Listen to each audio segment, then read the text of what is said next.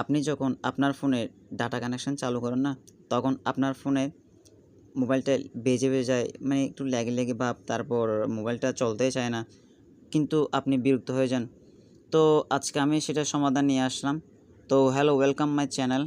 Phone lag problem কীভাবে সমাধান করতে পারেন আমি সেইটাই বলবো।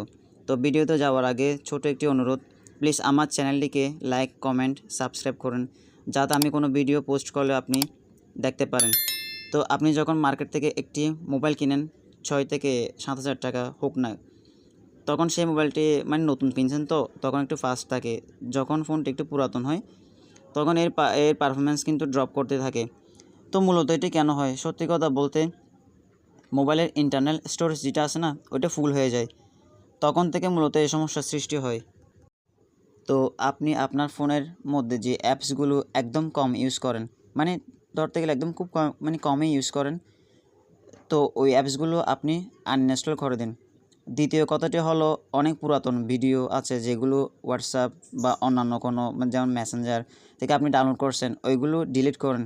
কারণ আপনি ওইগুলো দেখছেন না, শুধু আপনার স্টোরেজ ফুল হয়ে যাচ্ছে। তৃতীয় হচ্ছে যে আপনি আপনার ফোনে এসডি কার্ড তো ইউজ করেন।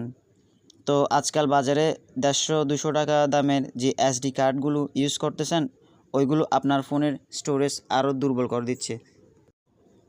সহজ কথায় ক্লিনার কম ইউজ করতে পারলে ভালো ফোনের জন্য। ওইটা আপনার ফোনের স্পিড একদম কমিয়ে দেয়, ক্লিন কম করে কিন্তু। তো প্লে স্টোরে যাব, প্লে স্টোরে যাওয়ার পরে দেখতে পাচ্ছি আমার প্রোফাইলে আছে, ওইটাতে ক্লিক করলাম। ক্লিক করার পরে আপনি সোজা সেটিংয়ে যাবেন। তো সেটিং অপশনে যাওয়ার পরে দেখেন নেটওয়ার্ক পারফরমেন্স আছে, ওইখানে ক্লিক করবেন। অ্যাপ ডাউনলোড পারফরমেন্স আছে, ওইখানে আস্ক মি এভরি টাইম। তো এরপরে দেখেন অটো আপডেট অ্যাপস আছে। তো আমি ডোন্ট অটো আপডেট অ্যাপস ওইটাতে ক্লিক করে মানে টিক মার্ক দিয়ে রাখলাম।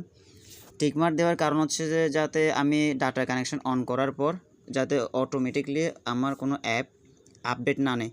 তো আমি একটা কথা হচ্ছে যে অ্যাপস যেগুলো অটো আপডেট নিচ্ছে, যেমন একটা 35 এমবির অ্যাপস, ওইটা অটো আপডেট নিতে 100 এমবি 200 এমবি হয়ে যাচ্ছে।